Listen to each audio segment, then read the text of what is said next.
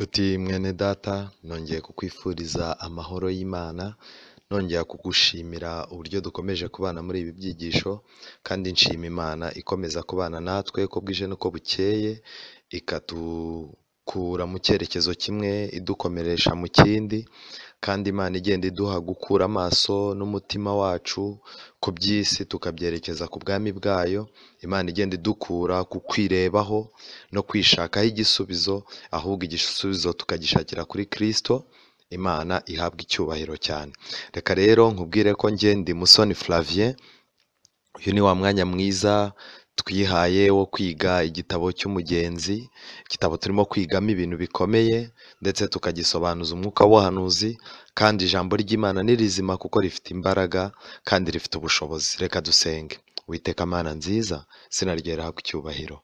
Wowe waremye umwana w'umuntu ukongera ukamurema bundi bushyashya ubicishije mu musaraba wawe Karuvari, uyu munsi wa none ukaba wongera kumurema bushyashya biciye mu ijambo ryawe no kukwizera kubw'imbaraga y'Umwuka Wera yinjira mu mutima we ikamuhindura, kugeza igihe abakwizeye twese duhabwa ubushobozi bwo kuba abana b'Imana. Reka tugushimire ko ntacyo utakoze. Reka rero muri uyu mwanya mu izina rya Yesu dusabe kugira ngo imbaraga y'Umwuka Wera ibane natwe muri iri jambo, mu izina rya Yesu, kugira ngo Mwami Uwiteka uyu mwanya amatwi yacu abe amatwi yumva icyo Umwuka abwira itorero, kandi mu izina ryawe twongeye kugusaba kugira ngo ugire aho ukura ibirenge byacu ubitereke mu nzira, kandi uduhe imbaraga zo gukomeza urugendo. Tubisabye mu izina rya Yesu, amen. Nshuti mwene data, tugeze mu gitabo cy'umugenzi, tugeze ku cyigisho cya 18. Ni icyigisho gifite insanganyamatsiko ivuga ngo Dema na Mukaroti n'uruzi rwiza. Muri iki cyigisho harimo ibintu bikomeye cyane. Dufitemo abantu babiri, Dema tugomba kumenya ngo Dema ni muntu ki, dufitemo Mukaroti tugomba kumenya ngo Mukaroti ni muntu ki, dufitemo n'uruzi rwiza dukeneye kumenya urwo ari rwo. Hano kuri iyi paje 105 tugezeho baranditse barimo gusobanura bavuga ngo Mukristo na Byiringiro bajya imbere, bagera mu kibaya cyiza cyitwa Kwiyara, banyuramo banezerewe cyane, bakimara vuba kuko atari kinini. Ahajya guhera hari agasozi kitwa Indamu, kariho aho bacukura ifeza bazicukura mu rwobo rurerure. Abandi bagenzi bamwe bateshuwe no kuhareba kuko ifeza ziguma, maze begereye umunwa w'urwo rwobo igitaka kirariduka, bagwamo baravunagurika barapfa. Abandi b'urwo rwobo, abandi urwo rwobo rwarabaremaje, ntibakira ubwo burema barinda bapfa. Reka wenda ibindi ahandi turaza gukomeza kugenda tureba incamake, ariko ahangaha Mukristo na Byiringiro bari kugenda, bageze mu kibaya cyiza cyitwa Kwiyara, bakirangiza vuba ko kitari kigoranye. Ariko ikintu nshaka ko dutindaho ni kimwe, bageze ku gasozi kitwa Indamu. Aka gasozi kari kariho ibirombe bacukuragamo ifeza. Ifeza ni amafaranga uyu munsi. Bacukuraga mu rwobo rurerure. Bagenzi bamwe bagiye bahagarara kuri urwo rwobo rurariduka, itaka rirabamanukana bagwamo. Bamwe rero ngo bahise bapfa ako kanya, abandi baravunaguritse ariko bageraho izamvune zirabica. Abandi urwo rwobo rwarabaremaje ariko ntibakira ubwo burema barinda bapfa. Ibi bintu rero dukeneye kubimenya. Ejo twize umuntu ukunda iby'isi ari mu nzu y'Imana ariho arimo gushakira inyungu. Uyu munsi tugiye kureba noneho umuntu ushaka iby'isi atabishakiye mu nzu y'Imana, ahubwo akabishakira hanze bikamutwara burundu ntazanagaruke. Ni abantu babiri. Hari abashakira inyungu mu itorero cyane, nibo twize kwa mwishakira Ndamu. Noneho uyu munsi wa none tugiye kureba Dema na Mukaroti n'uruzi rwiza. Noneho abangaba ni abantu bicara mu itorero bakabona inzara, bakabona ibibazo, bakabona ibigeragezo, bakabona ubukene, bikabakura mu Mana, bakerura bakagenda bakajya hanze. Reka dukomeze turebe. Dema arangije, hari aho ngaho iruhande y'urwo rwobo bugufi bw'inzira hari hahagaze Dema, ahamagaza abagenzi ngo baze barebe, arabarembuza. Mukristo ati ariko se aho hantu ko twihaye gahunda ko nta kintu kibasha kuduteshura inzira? Dema arangije arabarembuza, arabahamagara ati hano hari urwobo rw'ifeza n'abantu barimo gucukura, nimuze murabona ubutunzi bwinshi murushye buke. Muri no minsi byanga byakunda Satani arimo arakangurira abantu gushaka gukira bwangu ariko barushye bukeya. Ijambo ry'Imana mu itangiriro riravuga ngo gututubikana ko mu maso hawe niko kuzaguhesha umutsima. Imana yerekana yuko abantu bagomba gukoresha imbaraga zabo kuko Imana yazibahaye, izo mbaraga akaba ari nazo bakuramo umugisha wo kuronka ubutunzi. Mose ajya gusezera ku Bisiraheli yarabibabwiye, arababwira ati kuko Uwiteka Imana yanyu niyo ibaronkesha imbaraga zibaronkesha ubutunzi. Mu magambo make, Imana itanga imbaraga tukazikoresha zigatuma tugira icyo tugeraho. None Dema arimo arahamagara abantu bashaka gukira barushye buke. Nshuti zanjye, imwe mu mpamvu igiye gutuma abantu bacika mu nsengero, bacika mu makorari, bacika mu murimo, nta n'ikindi, bacika mu madini, ni ikintu abantu bamaze kwishyiramo cyo gushaka gukira bakabona ubutunzi kandi barushye buke. Niyo mpamvu uzabona bamwe babaye abatubuzi, abandi birirwa bakina ibiryabarezi, abandi birirwa bakina betingi. Inzira zose umuntu yacamo agashaka kubona ubutunzi atarushye ziba zibuzanijwe. Ndagira mbabwire inshuti zanjye, abantu bashobora kuvunika ku mubiri, abantu bashobora kuvunika mu bwonko, abantu bashobora kuvunika mu gutekereza, ariko icyo nagira mbabwire, igihe cyose umuntu ashatse kuronka ubutunzi ahunze kuvunika, harimo ikindi kibazo mukwiye kumenya. Uyu ni umugambi wa Satani. Dema rero arabarembuza, amaze kubarembuza Byiringiro arangije abwira Mukristo ati ariko ko ari ubona turembuza waretse tukagenda. Mukristo ati ngewe sinjyayo, kuko hari ahantu arimo kuduhamagara nubwo ari we uhahagaze. Haguye abantu benshi kandi izo feza ubwazo ni umutego ubuza benshi urugendo. Reka mbabwire inshuti zanjye, gutunga, kuba umutunzi, kugira amafaranga ntabwo ari icyaha. Ntibiri mu mugambi w'Imana yuko abantu bayo babaho nta mafaranga bafite, nta butunzi bafite.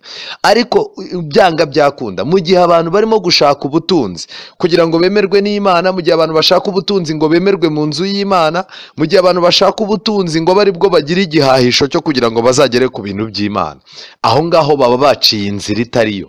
Rero nshuti zanjye, ishimire yuko akazi kawe kakurushya, ishimire yuko imibereho yawe ikugora, ariko byanga byakunda igiti kirushye mu kugira ngo kimere imbuto usanga ari nazo ziryoha. Rero icyo nashaka kubabwira ngiki, gukira, kugera ku butunzi abantu barushye buke, byamaze gutuma bamwe bahinduka indaya, abandi bahindutse abajura, abandi bahindutse abicanyi. Umuntu arabona umuntu biganye, umuntu arabona umuntu baturanye, uwo bazanye i Kigali bakora akazi ko mu rugo, iyo amubonye atambuka mu modoka ahita avuga ati aransize, abantu bazagira ngo nanjye nta kintu nkora i Kigali. Nibwo ujya kubona ukabona umuntu aricaye ateze umuntu, cyangwa umuhaye amafaranga ngo akujyane kuri banki arayahindukije aragiye. Nibwo uzabona umuntu atorokanye amafaranga y'abandi. Abantu barashaka gukira vuba kandi barushye buke. Ibi rero Satani azabifatiramo abantu, turaza kukireba mu buhanuzi, turaza kukireba mu buhanuzi buri imbere, icyo Satani agiye gukora kugira ngo abantu abaronkeshe ubutunzi batarushye, kandi noneho bizasaba ko bamusezeranira amasezerano menshi. Mukristo arangije ahamagara Dema, aramubwira ati ariko Dema, aho hantu si habi koko? Dema arangije n'ipfunwe ryinshi aravuga atumva ahantu si habi cyane keretse kuba atitonda. Mu magambo make, buriya mu gisubizo Dema atanze, hari ahantu ni habi kuri we ariko si habi cyane, ariko ni habi. Nshuti zanjye, hari inzira zabuzanijwe tudakwiye gushakiramo ubutunzi, ariko nanone hari inzira zaguye Imana yakinguye tugomba gushakiramo imibereho, tugomba gushakiramo akazi, tugomba gushakiramo uburyo dutunga imiryango yacu. Nanone nongere mbwira abantu muri iki cyigisho, abantu b'Imana ntabwo bagomba kuba ari abantu bahetse amaboko, batagira icyo bakora, bahora bavuga ngo ejo ngo Yesu araje, nimugoroba ashobora kuza, bagahora bitangira itama. Mu gitabo kimwe baranditse ngo Kristo azaza, imirimo igikomeje, ibintu birimo kuba. Gusa nanone ikindi kizaba gihari, mubyibuke neza, imyiteguro yo kugaruka kwa Kristo, imirimo izaba ikorwa n'ibindi. Ariko nanone ibi ntibikuyeho kumenya ko akarengane kazaba gahari, abana b'Imana bazaba batakibasha gukora iyo mirimo.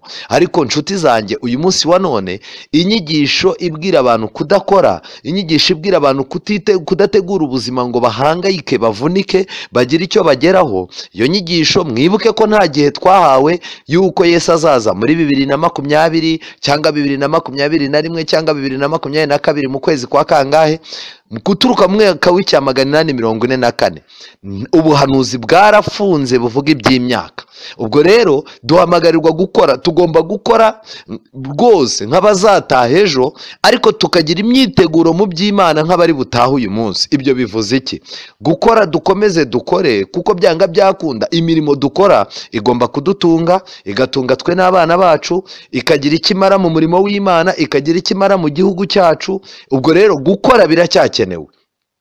Dema rero ati si habi cyane keretse ku bantu batitonda. Nshuti zanjye, ubu ni gute wambwira yuko ugiye kuba umwesikoro ukazitonda, warangiza ubwabyo ako kazi nta nubwo gahura n'ibyo wizera?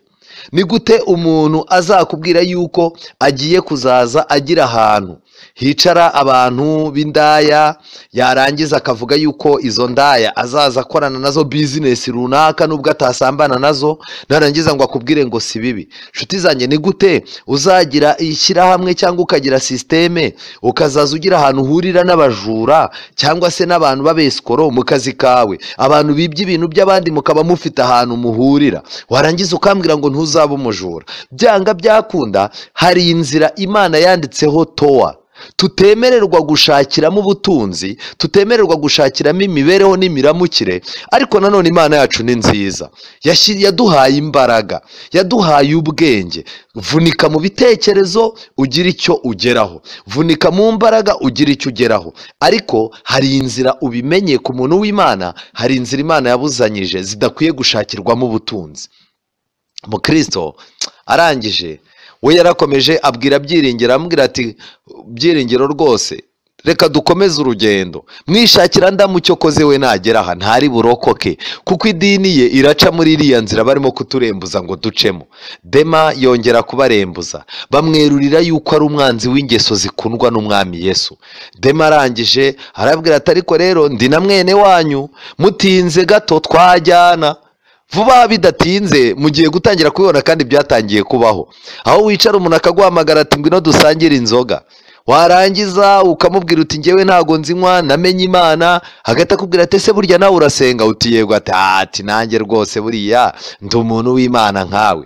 Mu gitabo cy'Abami, igitabo cya 2 cy'Abami, nshuti zanjye, igihe cyose umuntu azakubwira ko ari umugenzi nkawe, igihe cyose umuntu azakubwira ko ari umuntu musengana munyedini nkawe, akakubwira ko akunda Imana nkawe, ibyo bintu ntuzabigendereho, ntuzabigendereho cyane cyane yuko buriya ikintu kigenza abantu bagenzwa n'ibintu bitandukanye.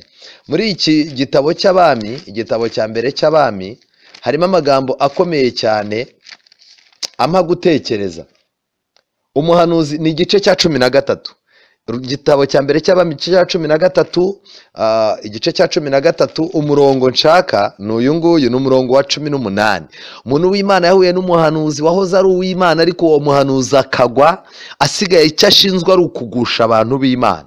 Uwo muntu w'Imana arangije abwira uyu muhanuzi w'umusaza ati ijambo ry'Imana ryambujije, nabujijwe n'itegeko ry'Imana. Umurongo wa 18 igice cya 13 igitabo cya mbere cy'Abami, wa musaza w'umwesikoro yabwiye uyitaga umuhanuzi, mwumva amagambo yabwiye wa muhanuzi w'Imana. Yaramubwiye ngo, nawe aramubwira ati nanjye ndi umuhanuzi nkawe, kandi marayika utumwe n'Uwiteka avuganye nanjye ati jya kumugarura umujyani wawe arye kandi anywe, ariko yaramubeshyaga. Ibi bishatse kuvuga iki rero? Tugiye guhura n'abantu bameze nka Dema, niurangiza akubwira ati ngwino mfite akantu k'aka business hano, ariko ugabanya ibintu by'ikirokore, urumva, ugabanya ibintu byawe by'ibintu ngo by'agakiza n'iki, ibintu by'Imana nta muntu, mu bintu by'akazi nta muntu bizanamo ibintu by'Imana, ntubizanemo ibintu by'imikino. Nurangiza umubwira uti ariko rero ngewe buriya nge ndasenga, buriya undeba ngewe ndi umuntu usenga rwose, namenye Imana, ndi umubwiriza, ndi umuririmbyi, nubahiriza amategeko y'Imana. Azahita akubwira ati ese terega nanjye buriya nanjye ndi mwene wanyu, ariko uramutse utinze gato twajyana. Mu magambo make, ubu abantu benshi bagiye kutubwira yuko bahoze basenga nkatwe, kandi bagiye kutubwira bati gabanya amarere kuko ushobora nanjye kuzamfasha. Erega nanjye aka kazi nubwo ngakora ndabizi ko ibi bintu ari bibi, ndabizi ko ibi bintu ari icyaha, ariko nari narabuze umuntu wamfasha nkawe ngo tuzamukane. Wowe nyemerera dutangire dukorane, wemere ibi bintu ndimo gukora tubikorane, ariko ndabizi neza kuko uri umuntu w'Imana, ejo ejo tuzabivamo. Rega ubu nanjye nubwo mbona ndi indaya, nubwo ubona ndi umujura, nubwo ubona muri ibi bintu by'amanyanga nk'ibi ngibi, buriya nanjye ndi mwene wanyu, nanjye ndasenga, ariko utinze ukantwara gake gake ukemera ko dukorana, nanjye twazajyana. Nshuti zanjye nagira ngo mbabaze, aya magambo yo mu kanwa ka Dema uyabwiwe kangahe n'abantu atangira gukurura mu bintu kubwo guhagarara ijambo ry'Imana, wamara kumubwira uwo uri we yarangiza akakubwira ati nanjye ndi mwene wanyu, ariko emera witinze gake, emera ugire ibyo uhara, emera ugire ibyo ugabanya mu byo wizera, nanjye twanajyana. Mukristo arangije abwira Dema ati ntiwitwa uko naguhamagaye se? Ntiwitwa Dema? Dema ati ni njyewe rwose, kandi nanjye ndi uwo mu rubyaro rwa Burahamu. Mukristo aramureba aramubwira ati ndakumenye, Gehazi ni sogokuru wawe, Yuda ni so, urimo uratwoshya nka Satani. Nitugeraho umwami wacu ari, ntituzabura kumubwira ibyo utugiriye. Niba mureba mu gitekerezo murebe Gehazi tumubwirwa hehe? Niba mubyibuka, murabyibuka igihe umugaragu w'Imana Eliya yari afite umugaragu we, kandi umugaragu we Gehazi yari umugaragu we. Nimureba mu gitabo cya kabiri, mu gitabo cya kabiri cy'Abami, igitabo cya kabiri cy'Abami, yego, igice cya gatanu, muri busange Eliya yasize ububasha bwe abusigira Elisa rero niwe tubwirwa mu gice cya gatanu cy'igitabo cya kabiri cy'Abami. Elisa yari afite umugaragu witwaga Gehazi. Uyu Gehazi igihe Namani yazaga ngo akizwe, Namani yazanye imyenda, azana amafaranga, azana ibintu bitandukanye. Nimurebe ku murongo wa 16, Namani yashatse gutanga bya bintu amaze gukira ngo abitangeho ituro, ariko ko twakijwe n'ubuntu kubwo kwizera, ntabwo umuntu akira ngo noneho twakire ibiguzi by'ibyo atanze bibyara agakiza. Murongo wa 16, Elisa aramusubiza ati nkurahiye Uwiteka uhora uwo nkorera, nta kintu cyose ndi bwakire. Aramugomera kugira ngo abyende, ariko undaranga. Namani ati ubwo utabyemeye ndakwinginze uhamagare umugaragu wawe imitwaro y'ubutaka. Hejuru yamubwiye ngo iki? Reka turebe hejuru. Hanyuma umurongo wa 15, hanyuma agarukana n'abantu be, ubwo avuye kubatizwa, agarukana n'abantu be kuri uwo muntu w'Imana, arazamuhagarara imbere aramubwira ati noneho menye ko nta yindi mana iba iriho mu isi yose keretse muri Isiraheli. None ndakwinginze enda ingororano y'umugaragu wawe. Izi ngororano ni izihe yari yazanye? Nimurebe ku murongo wa 5. Nuko umwami w'Isiriya byumvise abwira Namani ati haguruka ugende, nanjye ndandikira umwami w'Abisirayeli urwandiko. Namani ahera ko aragenda. Mwumve ibintu Namani yari yajyanye. Ajyana italanto z'ifeza 10 n'ibice by'izahabu 6,000 n'imyambaro yo gukuranwa 10. Iyi myambaro yo gukuranwa naratangaye cyane. Iyi myambaro yo gukuranwa yari imyambaro ikomeye cyane bakundaga gukoresha. Gehazi rero igihe yabonaga Elisa yanze ibi bintu, Gehazi yarababaye cyane, aravuga ati ariko databuja arabona tuzamenyekana ryari? Ubu umuntu udafasha agafaranga nkaka arabona tuzarya yahe? Naya koko yizanye n'aya ngaya? Mutege umurongo wa 20 igice cya 5 urwa 2 rw'Abami. Gehazi abeshya arabemba, ariko Gehazi umugaragu wa Elisa umuntu w'Imana aribwira ati ko databuja yagiriye Namani wowe umusiri y'ubuntu ntiyakira ituro yamutuye, ndahiye Uwiteka Imana nzima ndiruka mufate ngira icyo mwiyakira. Arahiye izina ry'Imana. Nubu abantu benshi barahira izina ry'Imana mu busa no mu binyoma kugira ngo bagire ikintu bafata. Yewe na Bibiliya bashobora kumanika akaboko bakayirahiriraho babizi ko ari amanyanga. Abantu n'abarakare. Nuko Gehazi akurikira Namani. Namani abonye amukurikiye yiruka ava mu igare rye aramusanganira aramubwira ati n'amahoro? Nawe ati n'amahoro databuja. Databuja arantumye, mutega amatwi, ngo aka kanya haje abahungu 2 b'abana b'abahanuzi baturutse mu gihugu cy'imisozi cya Efurayimu, ngo arakwinginze ubamuhera itarano y'ifeza n'imyambaro yo gukuranwa 2. Nuko Namani aramubwira ati emera ujyane italanto 2. Niko kumuhata amuhambirira itarano z'ifeza 2 mu isaho 2 hamwe n'imyambaro yo gukuranwa 2, abikorera abagaragu be 2 barabyikorera bajya imbere ya Gehazi. Gehazi nawe nubwo yari umukozi wa Elisa yashyizeho abakarani. noneho rero ikintu kibabaje ngiki nuko Namani aramubwira ati emera ubijyane. Babigejeje ku musozi w'iwabo arabibaka, abishyira mu nzu, arabasezerera baragenda. Hanyuma araza ahagarara imbere ya shebuja Elisa, aramubaza ati uraturuka he Gehazi? Undi ati umugaragu wawe ntaho nagiye. Mutega amatwi ijambo ry'Imana icyo rivuga. Murongo wa 26 aramubwira ati umutima wanjye ntiwajyanye nawe ubwo wa mugabo yahindukiraga akava ku igare rye akaza kugusanganira? Mbese iki gihe ni igihe cyo kwakira ifeza n'imyambaro n'inzerayo n'inzabibu n'intama n'inka n'abagaragu n'abaja? Nuko ibibembe bya Namani bizakomaho no ku rubyaro rwawe iteka. Iki cyari igihe cyo kumenyekanisha Imana, ntabwo cyari igihe cyo kwakira ifeza n'imyambaro n'inzerayo n'inzabibu n'intama n'inka n'abagaragu n'abaja. Mu magambo make, buriya hari igihe cyo kurunda hakaba n'igihe cyo kwemera gutakaza. Iki gihe bari barimo cyari igihe cyo kumenyekanisha Imana, ariko Gehazi akantu kose arimo arashaka kugakuramo amafaranga. Nshuti zanjye ndagira mbabwire, Mukristo yarebye Dema aramubwira ati Gehazi ni sogokuru wawe. Mu by'ukuri ntabwo Gehazi ari sogokuru wa Dema, ahubwo ni uburyo bw'amarenga bwo kwerekana ko aba bantu bafitanye isano yo gukunda iby'isi kugeza ubwo iby'Imana bava mu murongo wabyo. Mbega uburyo abantu benshi bagiye gusoza urugendo bameze nka Gehazi, babanye n'abantu b'Imana, babaye mu nzu y'Imana. Uyu Gehazi mbabwira yigeze no gufata inkoni aragenda ajya gufasha umuntu wagize ibibazo. Uyu niwe Elisa yafashaga. Gehazi yaba umuntu w'Imana yari kuzagira imbaraga igihe Elisa apfuye, yari kuzagira imbaraga zo gusigarana umugabane w'ibyera nk'uko Elisa yasigaranye umugabane w'ibyera wa Eliya. Nshuti zanjye, uyu munsi wa none dufite abantu kubwo gukunda ubutunzi, umugabane wabo bamaze kuwakwa kugeza ubwo ibibembe byamaze kubuzuraho.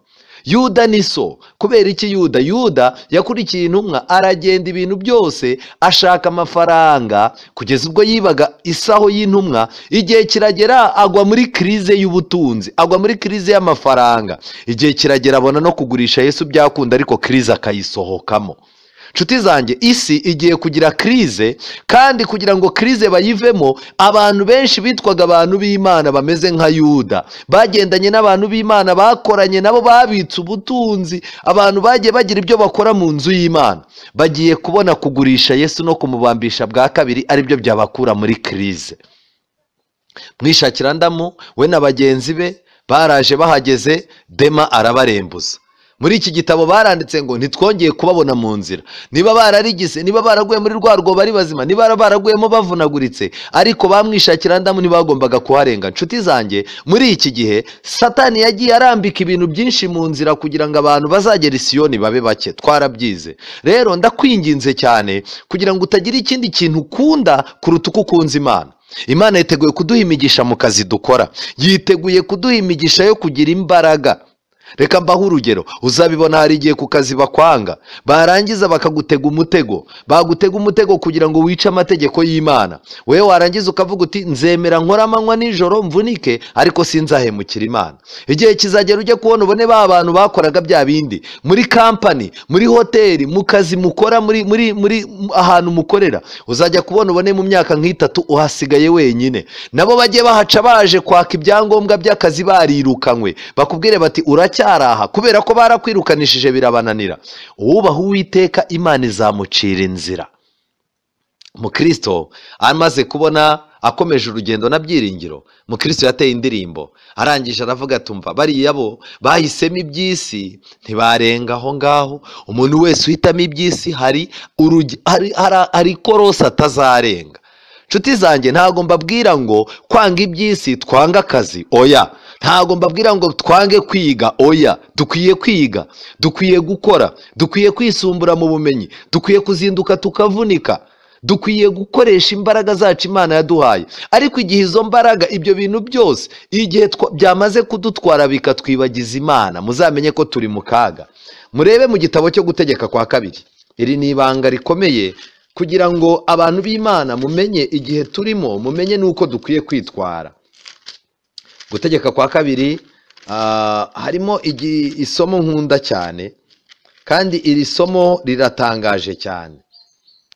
Ni amagambo akomeye cyane nkunda, kandi ayavuga, Mose ayavuga yari afite impamvu yayavugaga. Hano yanditse mu gice cya 28 baranditse ngo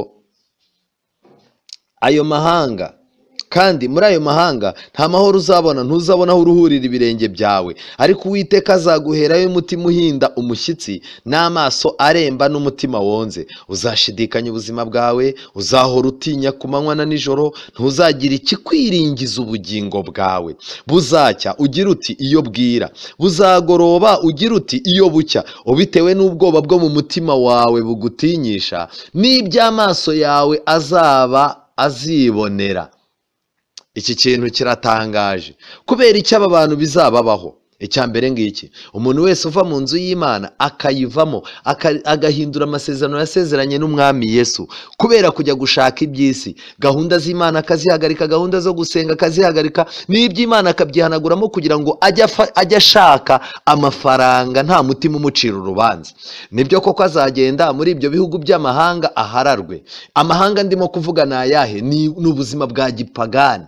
Kuko aho Imana yabwiraga Abisirayeli mu gihe bazajyanwa mu bihugu by'abapagani mu gihe bazaba banyazwe kubwo kutumvira Imana. Ariko uyu munsi wa none twebwe iyo tuvuze amahanga ntago tuba tuvuga ibihugu, oya, ahubwo amahanga tuba tuvuga umuntu wavuye mu nzu y'Imana akajya mu bapagani. Uwo nguwo tuvuga yuko yagiye mu mahanga. Ariko umuntu wavuye hakajya muri Afurika y'Epfo, umuntu wavuye hakajya muri Zimbabwe, umuntu wavuye hakajya muri Amerika, mu Burayi, ni amahanga mu bisanzwe. Ariko mu by'Imana ashobora kuba muri Amerika akayikiranukira, ashobora kuba mu Burayi akayikiranukira, ushobora kuba muri Zambia, muri Malawi n'ahandi ukayikiranukira.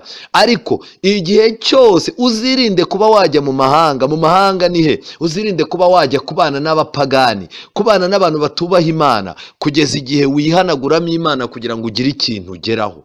Nshuti zanjye, nagira mbabwire ngo Imana yiteguye kuduha umugisha, yiteguye kuduha imbaraga, yiteguye kuduha ibishoboka byose kugira ngo turwane intambara yo guhangana n'ubu buzima kandi tuneshe. Ariko umuntu wese uzashaka kurwana ku giti cye atari kumwe n'Imana, uwo nguwo azahura n'ikibazo kinakomeye cyane. Aya magambo arakomeye cyane. Reka dukomeze muri iki cyigisho. Barakomeje. Dema, uyu Dema wenda twakomeje kureba, yari afite amateka adasanzwe. Noneho kimwe mu bintu bidasanzwe biri aha ngaha ni uko noneho urugendo rwakomeje. Noneho Mukristo arikomereza, amaze kwikomereza, Byiringiro na Mukristo bagenda baganira. Byiringiro arangije atumva nihannye ubupfu bwanjye pe, uzi ko nari nkoze amakosa akomeye. Noneho ariko bageze imbere babona ishusho y'umugore wahindutse inkingi. Kumenya uyu mugore byarabavunnye cyane. Noneho ngo barasoma bibagoye, ariko baza gusanga kuri uwo mugore handitseho ishusho, amagambo avuga ngo mwibuke Mukaroti. Bahita bamenya neza yuko bakwiye kwita cyane kuri ibyo ngibyo, kuko Mukaroti yari yabaye icyitegererezo cyangwa kabarore. Mukristo arangije, Byiringiro aramubwira ati nihannye ubupfu bwanjye pe. Mukristo atumva twite ku byo tubonye aha ngaha kugira ngo bizadufashe mu bihe bizaza. Uyu mugore yakize iteka rimwe, ari ryo ryo kudahira muri Sodomu, maze arimburwa n'irindi teka, ari ryo ryo kutareba inyuma. Nshuti zanjye, amabwiriza twabwiwe, kubahiriza amabwiriza amwe ntukomeza andi, n'ubundi abantu bazarimbuka. Reka mbaho urugero. Imana yaduhaye amategeko 10, kandi abica amategeko y'Imana bose nta n'umwe uzagira amahoro. Ni gute uyu munsi wa none idini ryanyigisha gukunda itegeko rimwe nkirengagiza ayandi? Ni gute idini ryanyigisha gukunda amategeko 9 rikanyirengagiza irindi tegeko? Aha rero harimo ikibazo. Ni gute nabwirwa kutiba, kutica, nabwirwa kudasambana, nabwirwa kubaha ababyeyi banjye, nkabwirwa kutifuza, ariko twagera ku itegeko ry'Isabato bakambwira bati iryo ngiryo rireke, ntacyo rimaze, nta kintu, iryo ngiryo rwose ibyo bireka. Imana nayo yarabibonye ko bitakunda. Ni gute nakwicara nanone nkabwirwa kuruhuka Isabato yonyine, akaba ariyo nkundishwa ndetse nkaba ariyo nshyiramo imbaraga, ariko n'ubundi ugasanga mugenzi wanjye ntago mwishimira, ntago nubaha ababyeyi banjye, cyangwa nifuza ibyo abisi bifuza.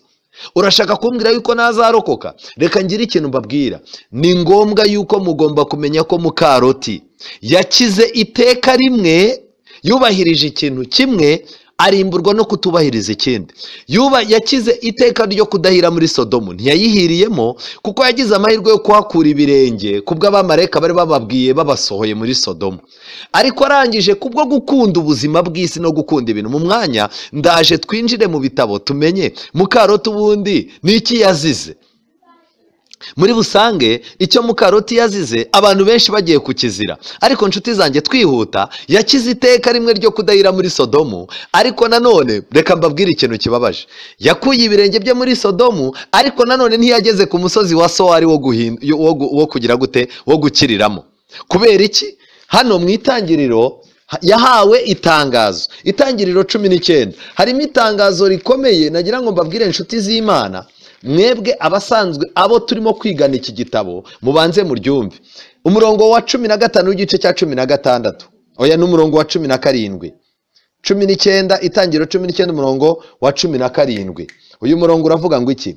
Bamaze kubakuramo umwe muri bo, muri abo bamarayika, aravuga ati hunga udapfa. Mwumva itangazo bahawe, iri tangazo rigomba kumvirwa nta kindi. Hunga udapfa, icyo ni icya mbere. Nturebe inyuma, icyo ni icya kabiri. Ntutinde utararangiza iki kibaya, icyo ni icya gatatu. Hungira ku musozi utarimbuka, icyo ni icya kane. Iri tangazo rero ryasabaga kuryumvira. Mukaroti yagize amahirwe yo gukura ibirenge by'i Sodomu, ariko ntiyagize amahirwe yo kugeza ibirenge bye ku musozi wa Sowari. Ushobora kuba waravuye mu byaha, waravuye mu nzoga, waravuye mu kabari, ariko ukaba utaragera mu guhinduka Imana yakugeneye, ukaba utaragera mu guhinduka mu butabazi nyabwo, ukaba utaragera mu kuri nyako Imana yaguhamagariye. Ni ikosa rikomeye rero kwicara ukabona yuko ubwo uri mu idini ryakurekesheje inzoga zari zarakubase, ukeneye gukomeza urugendo kugeza igihe ugomba guhinduka ku idini rigufasha gusohoza iby'Imana igusaba byose. Nshuti zanjye, ese koko ndahamya ntashidikanya, twavuye i Sodomu, twagize amahirwe yo kuva mu tubari, twagize amahirwe yo kuva mu nzu zibyinirwamo, twagize amahirwe yo kuva muri ba bantu twararaga tugendana, twavuye muri za nzu zisambanirwamo, twavuye. Ibi biranyereka rwose ko iteka rimwe twararikize. Ariko nshuti zanjye, twari twagera neza ku musozi wa Sowari aho tugomba gukirira. Ese nagira ngo mbabaze, ubu uyu munsi wa none abantu benshi ntibari mu bintu by'Imana, ariko ibitekerezo byabo birimo gusubira inyuma. Murumva ari bande bazarokoka? Mukaroti yahindutse inkingi y'umunyu kugira ngo abantu tuziga ibye, tujye tumenya yuko mu gusubiza ibitekerezo inyuma aho twahoze turi abapagani nta cyiza kirimo. Mukaroti yarebye inyuma kubwo kwifuza ubutunzi, ariko Dema we bakomeza, ni ukuvuga ngo ariko Dema akomeza gutinyuka kubuhiga na Mukaroti ntiyateshutse inzira n'intambwe n'imwe, yagumye mu nzira, ndetse yahindutse inkingi ari mu nzira. Ibi bintu birababaje cyane. Yahindutse inkingi ari mu nzira, yewe bigaragara yuko n'abamarayika bari bakiri iruhande rwe, ariko nta mumarayika wese ushobora kubuza umuntu gusubira inyuma, kuko kujya mu bintu by'Imana ni ubushake bw'umuntu. Abamarayika bari bafite ububasha bwo kumufasha kumukura muri Sodomu. Nimurebe Itangiriro igice cya 19 umurongo wa 18. Loti arababwira ati bye kuba bityo mwami, ndakwinginze, dore umugaragu wawe. Murebe ku murongo wa 16 niho nashakaga. Maze azaririye, Loti azaririye, abo bagabo bafata ukuboko kwe n'uko umugore we n'ay'abakobwa be bombi, Uwiteka amubabariye, baramusohora bamushyira inyuma y'uwo mudugudu. Mu magambo make, abamarayika bagize ububasha, bagize imbaraga zo gusohora Mukaroti muri Sodomu, ariko ntibari bafite ububasha bwo kumubuza amahirwe yo guhitamo gukomeza cyangwa kureba inyuma agahinduka inkingi y'umunyu. ngibi rero nshuti zanjye, abantu benshi kubwo gutekereza uburyo baheruka akazi, bizinesi zabo ziheruka kugenda neza bakiri abapagani. Hari abantu Satani yibutsa uburyo bakiri indaya bari bameze neza, bakiri abajura, bakiri abasambanyi, bakinywa inzoga, uburyo abagore babatinyaga mu ngo n'ibiki byose. Ariko nshuti zanjye, igihe cyose habayeho kureba inyuma umuntu ahinduka inkingi. Gusa abantu benshi baracyari mu rugendo. Mu by'ukuri Mukaroti yari ari mu rugendo, yahindutse n'inkingi, ari mu nzira ariko yarebye inyuma. Dufite abantu bazakomeza kuba abaririmbyi, abantu bazakomeza kuba ababwiriza, abantu bazakomeza kuba abantu bari mu bintu by'Imana, ariko Satani imitima yabo ayisubize mu bupagani kubw'iby'isi. Rero tuzakomeza kubabona ariko barahindutse inkingi. Ndakwingingira kugira ngo Imana igire iki gukorera, nanjye igire iki nkorera, kugira ngo dukomeze urugendo mu nzira turi bazima, twe gukomeza guhagarara mu nzira twarabaye inkingi z'umunyu.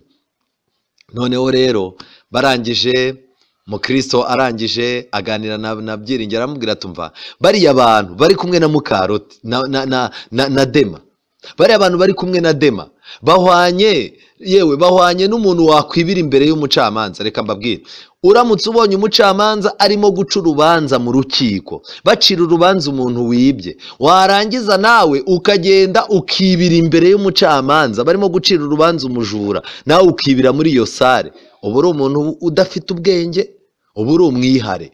Icya kabiri, yabagereranyije n'abantu bakegeta imigozi y'isaho irimo amafaranga munsi y'igiti babambyeho umujura.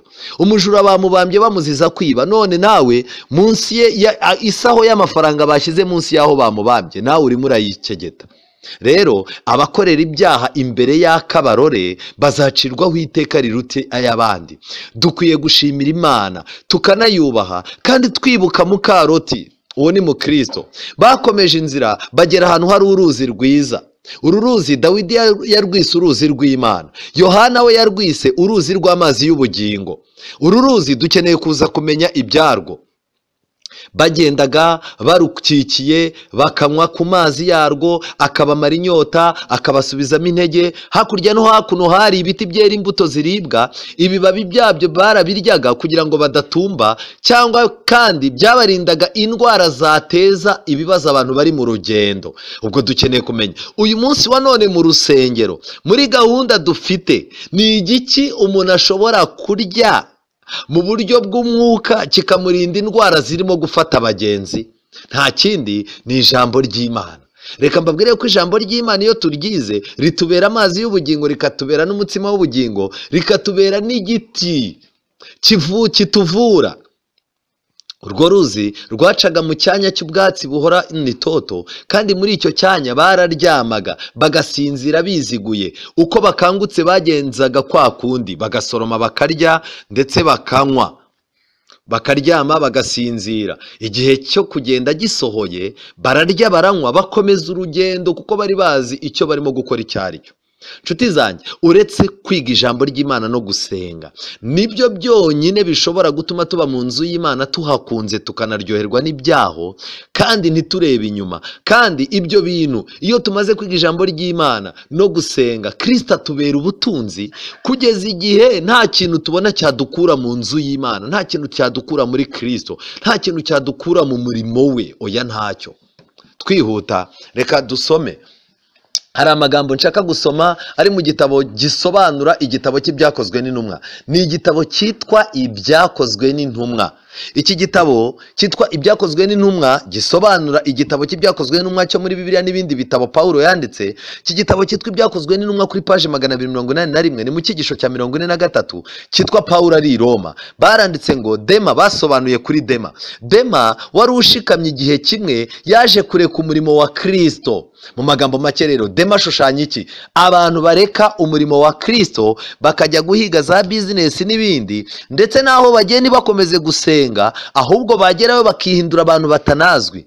Igihe Pawulo yavaga kuri ibi yaranditse ati, kuko Dema yantereranye abitewe no gukunda iby'isi. Igitabo cya 2 cya Timote igice cya 4 umurongo wa 10. Reka nongere mbibutse yuko Dema izina rye riboneka 3 muri Bibiliya. Bwa mbere riboneka ari umuntu w'intwari urimo gukorana kuraje. Bwa kabiri rikaboneka ari umuntu uri hafi ya Pawulo amufasha. Ubwa gatatu noneho iri zina riboneka yarataye Pawulo arimo kuvuga ati nyamuneka mundwaneho munyegere kuko na Dema yarantaye kuko akunze iby'iki gihe, akunze iby'isi.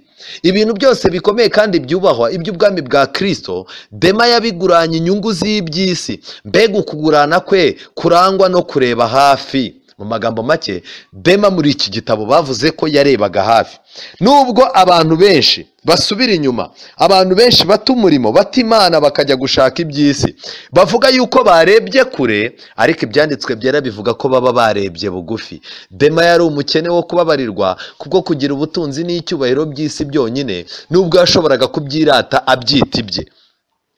Yashoboraga kukwereka ubutunzi kuko Dema yavuye mu murimo ahabwa amakuru yuko i Tesalonike bizinesi zishyushye. Abantu baramubwira bati ibyo bintu wagiyemo rwose byo gusenga by'agakiza, ibyo bintu bizatuma upfa nta kintu ugezeho, uba wishinga abantu nyamara ni akazi kawe. Dema arangije asezerera umurimo. Pawulo aramubwira ati ko ntawe wafashe isuku ureba inyuma, ibi bintu ugiyemo ni ibiki? Aramubwira ati njyewe nzagaruka nta kibazo. Ijambo ry'Imana Bibiliya yarangije kwandikwa Dema ataragaruka. Iki gitabo cy'umugenzi nicyo cyongeye kuvuga kuri Dema, kimwerekana nk'umuntu ushinzwe kugusha abantu, ntiyongeye kugaruka. Nshuti yanjye, nawe ushobora kuba warabaye Dema, ariko abana b'Imana icyo bafite ni umurage w'Imana. Twihuta muri icyo gitabo cy'ibyakozwe n'umwa kuri paje 302 mu cyigisho cyitwa Pawulo afatwa ubuheruka, bongeye kuvuga kuri Dema. Baranditse ngo abantu bake b'inshuti ze bari barafatanyije imibabaro nawe. Uwo ni Pawulo, bari barafatanyije nawe imibabaro. Bahise batangira kwigendera Pawulo afunzwe. Bamwe baramuhana, abandi bajya mu murimo mu matorero atandukanye. Ibi byari byiza. Figelo n'uwitwa Harimogene nibo bafashe iya mbere barigendera. Bamaze kugenda byanga byakunda, murabona aba bantu bamaze kwigendera bo nta nubwo bagiye mu murimo ahubwo bagiye mu by'isi. Dema rero yakomeje gukurikirana amakuru. Dema niwe wakurikiyeho atewe ubwoba n'icuraburindi ry'ingorane n'amakuba, maze atererana Pawulo warenganywaga. Satani yaraje yegera Dema, amwereka uburyo ubuzima bw'imbere bugoranye, amwereka uburyo ubuzima bugoranye, amwereka uburyo ibintu by'agakiza bizatuma nta kintu apfa agezeho, amwereka amakuba ari imbere azaba asaba yuko agomba kuba afite amafaranga, afite ibintu byinshi. Dema arangije asezerera umurimo arigendera. Muze gusoma icyo gitabo. Ibi bintu birababaje cyane, ariko Pawulo arangije ashima Luka, aravuga ati umva, Luka niwe wenyine ukiri kumwe nanjye, Luka niwe wambayeho. Nshuti zanjye, igihe kirageze ngo mumenye yuko dukwiye kuguma ku Mana. Reka twihuta turebe kuri Mukaroti bite bamuvuze wiki. Abakurambere n'abahanuzi paje y'111. Umugore wa Loti yarikundaga. Mumenye icyo Mukaroti yazize. Yarikundaga, ntiyakundaga idini. Ushobora kuba ufite umugore ukaba ukunda iby'Imana, ariko umugore wawe niba adakunda idini, ufite ikibazo. Umugore wa Loti yarikundaga, icyo ni icyambere, ntiyakundaga idini, maze atuma umugabo we atandukana na Aburahamu. Loti we ntiyifuzaga kuguma i Sodomu ngo abeho atagira uwo kumugira inama, ari we mukurambere wubahaga Imana, ari we nde Aburahamu. Ariko kubera uwo mugore we n'abantu yabanaga nabo bo muri uwo mudugudu mubi bari barimo, byajyaga gutuma atezuka ku Mana iyo Aburahamu ataba yaramuhaye kera inyigisho zihamye mu kwizera. Gushyingirwa kwa Loti hamwe no guhitamo Sodomu ngo abe ariho atura byabaye intandaro n'uruhererekane rw'ibibi byagiye bibaho ku isi uko ibihe bihaye ibindi. Kuri iyo paje 102 mu gitabo cy'abakurambere n'abahanuzi baranditse ngo iyo Loti ubwe atagaragaza gushidikanya kukumvira imiburo y'abamarayika, maze agahita ahungira ku musozi nta jambo na rimwe ry'urwirurutso avuze ry'urwitwazo, n'umugore we yajyaga kurokoka. Urugero rwa Loti rwajyaga kumukiza icyaha cyamuhitanye, ariko kuzarira kwa Loti kwatumye n'umugore we ajenjeka ijambo ry'imiburo y'Imana. Nubwo ku mubiri yari mu kibaya, uriya mugore niwe barimo kuvuga, ariko umutima we wari wasigaye i Sodomu, maze arimbukana nayo. Aho umutima w'umuntu uri ni naho ibye bizaba. Nshuti zanjye rero, ndabinginze cyane mubane n'Imana kandi muyiyubakeho. Kandi nanone nagira ngo turebe igitabo cy'ubifuzwa ibihe byose, igitabo cy'ubifuzwa ibihe byose, paje 307. Hano bari barimo gusobanura ku bigendanye na rwa ruzi twasobanuraga. Ruriya ruzi rusobanura iki? Ese rwerekeza kuki? Yesu yari arimo gusobanura ibigendanye nawe ko ari we mazi y'ubugingo. Arangije avuga amagambo akomeye, kandi aya magambo Yesu yayavuze murabyibuka muri Yohana. Abantu bari bamaze iminsi mu minsi mikuru yabaga, arangije ababwira aya magambo. Aravuga ngo umuntu nagira inyota aza aho ndi anywe, unyizera imigezi y'amazi y'ubugingo izatemba iva mu nda ye, nk'uko ibyanditswe bivuga. Aya magambo yarumvikanaga cyane ukurikije uko abantu bari bameze. Bari bamaze igihe bari mu birori byuzuye ubwibone, amaso yabo yari amaze igihe areba urumuri rwinshi rw'amabara yose, amatwi yabo yari anejejwe n'indirimbo z'amoko yose, ariko nta kintu na gito muri iki gihe cy'ibirori cyose cyashoboraga kubamara inyota mu by'umwuka. Nta na gito cy'ubugingo buhora cyashoboraga guhaza umutima wabo. Yesu yabahamagariye kuza kunywa amazi y'isoko y'ubugingo kugira ngo ababere imigezi itemba, imigezi y'ubuzima bw'iteka. Paje ni kuri paje 307, uwifuzwa ibihe byose nari ndimo gusoma. Mu magambo make rero icyo nshaka kuvuga ngiki, aya mazi y'ubugingo, gahunda zibera mu rusengero ni nziza, ibirori ni byiza, kubana n'abantu bavuga ibintu by'Imana ni byiza, ariko ikintu cy'ingenzi Yesu ashaka ni uko ashaka kukubera amazi y'ubugingo, ashaka kukubera isoko kugira ngo imigezi itemba ijye ivuvunyuka, ijye ivubuka muri wowe, kugira ngo utajya gushakisha amazi y'ubugingo ahandi, ahubwo Kristo akubera isoko yayo. Reka twihuta babwire ku bigendanye n'ubutunzi. Nababwiye yuko byanga byakunda ukurikije aho ubuzima burimo kwerekera, iminsi isoza amateka y'isi, abantu bimenyereje gushaka iby'isi cyane bazagwa mu mutego. Gute? Mu gitabo cy'intambara ikomeye paje 437, igitabo cy'intambara ikomeye, iki gitabo gitoya, paje 437, banditse amagambo akomeye. Baranditse ngo abazaba barabaye abigishwa b'ibyanditswe byera gusa, batajenjetse kandi bakakira urukundo rw'ukuri rw'Imana, bazarokoka icyo gishuko gikomeye kizigarurira isi yose. Ibihamya byo muri Bibiliya gusa nibyo bizashobora guhishura amayeri y'umushukanyi. Igihe cy'ibigeragezo kizagera ku bantu bose. Mu gihe cy'ishungura niho abakristo nyakuri bazagaragara. Mbese aho abantu b'Imana bashinze imizi batajegajega mu ijambo ryayo kugira ngo batazagendera ku ntekerezo zabo bwite. Mbese muri icyo gihe gikomeye bazitabaza Bibiliya yonyine. Satani azakora uko ashoboye kose kugira ngo ababuze kwitegura kuzahagarara bashikamye kuri uwo munsi. Azabambira inzira zabo, abuzuzemo irari ryo gushaka ubutunzi bw'isi, abikoreza imitwaro iremereye kugira ngo imitima yabo yuzurwe n'amaganya yo muri ubu buzima, maze umunsi wo kugeragezwa uzabatungure nk'umujura. Ngiki kintu Satani agiye gukora, agiye kubambira inzira z'abantu b'Imana, aremereza ubuzima bugiye kugorana. Narangiza dutera inzara yo gushaka ubutunzi, narangiza Satani, kuko gushaka ubutunzi nta cyaha kirimo, icyo azadukorera ni iki? Azatwikoreza imitwaro iremereye kugira ngo imitima yacu yuzure amaganya. Niyo mpamvu Yesu yavuze ko azagaruka hari abasinzi b'uburyo bubiri. Bamwe bazaba basinze umurengwe, abandi basinze amaganya. Nshuti zanjye, nagira ngo mbabwire ngo iki ni igihe cyo kugira ngo usabe Imana igukundisha ijambo ryayo n'ibyayo, kandi Yesu umwizirikeho abo wawe. Reka nkubwire yuko amadini n'uyu munsi wa none, amadini yatangiye gutanga amafaranga. Amadini amwe arimo aratanga amafaranga ngo abone abayoboke, ayandi arimo aragenda akajya mu bihugu byo hanze. Abayobozi b'amadini runaka barimo baragenda bakasinyira amafaranga bakayabaha. Nshuti, byanga byakunda ubu isi igiye gutoza abantu. Abayobozi b'amadini bagiye guhabwa amafaranga, nibarangiza bagura amamodoka meza, bagire gute, bagiye gushaka uburyo bakira ariko batarushye. Noneho rero mu minsi iri imbere, mu gihe bazaba batakibona izo nkunga, batakibona ayo mafaranga, bazatangira kuzaza basinyira kuba bakwemera no kwishyira mu kagozi. Yeremiya 17:13, Yeremiya 17:13, abantu benshi bagiye kwandikisha izina mu isi aho kuryandikisha mu ijuru.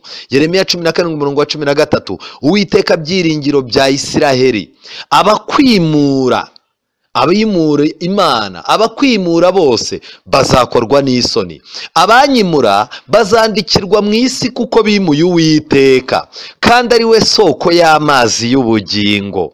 Nkiza Uwiteka nzabona gukira, undokore nzarokoka kuko ari wowe shimwe ryanjye. Igihe kirageze nubwo abantu muvuga ngo muri abarokore, igihe kirageze ngo muhindukire. Kwirokora ntabwo bishoboka, kwibombarika ntabwo bishoboka. Igihe kirageze ngo muvuge ngo nkize Uwiteka nzabona gukira, nibwo nzaba nkijijwe. Undokore nzarokoka, nibwo bwonyine nakwitwa yuko narokowe kuko ari wowe shimwe ryanjye. Iri somo riratangaje. Abantu barashaka kubaka izina mu isi aho kuryubaka mu ijuru. Yeremiya 2:13. Yeremiya igice cya 2:13, Bibiliya yaranditse ngo kuko abantu banjye bakoze ibyaha bibiri. Icya mbere, baranyimuye kandi ari njye soko y'amazi y'ubugingo, kandi bikorogoshoreye ibitega mu rutare, ndetse n'ibitega bitobotse bitabasha gukomeza amazi. Bagiye bagerageza gushaka uburyo bakwikorogoshera, bakwiyaranja ngo babone amazi. Ariko nshuti zanjye, icyaka cyo kubaho, icyaka cy'ubuzima abantu bafite, Yesu niwe wenyine wakibamara. Kandi Yesu azabikibamara gute? Ntabwo Yesu azaduha imitungo yo mu rwego rwo hejuru, ahubwo agiye kuduha kubaha Imana no kunyurwa, kandi uko kunyurwa kuzaba ari urufunguzo rwo kubaho neza mu minsi iri imbere. Nshuti zanjye, nagira mbabwire mu gitabo cya mbere cy'Abakorino igice cya 10:2, Bibiliya yanditse ngo iki? Baranditse ngo bose bagasangira bya byo kurya by'umwuka na bya byo kunywa by'umwuka. 4 kuko banywaga ku gitare cy'umwuka cyabakurikiraga, kandi icyo gitare cyari Kristo. Ariko benshi muri bo Imana ntiyabashimye, nicyo cyatumye barimbukira mu butayu. Ndakwinginze kugira ngo unywe ku isoko ariyo Kristo, unywe ku mazi ariyo Kristo. Ayo masoko adudubiza aboneke mu buzima bwawe, kandi usaba Imana kugira ngo Kristo akubere ubutunzi buruta ubundi, kandi Kristo akubere isoko yo kubaho. Nicyo nkwifuriza, nanjye nifuriza mu izina rya Yesu. Uwiteka Mana nziza, izina ryawe rihabwe icyubahiro. Byanga byakunda, Dema arimbuye benshi, Mukaroti arimbuye benshi. Benshi muri twe dushobora kuba twari tugiye guhururira ku mwobo kandi wari kuturigitana, ntituzabashe gukomeza urugendo. Ariko turagusaba ngo Uwiteka udukize, nibwo turaba dukize, uturokore nibwo turaba turokowe, kandi uturinde kwandikisha amazina mu isi, ahubwo izina ryacu ryandikwe mu ijuru. Duhindura abatunzi kubwo kukuronka, tubisabye mu izina rya Yesu, amen.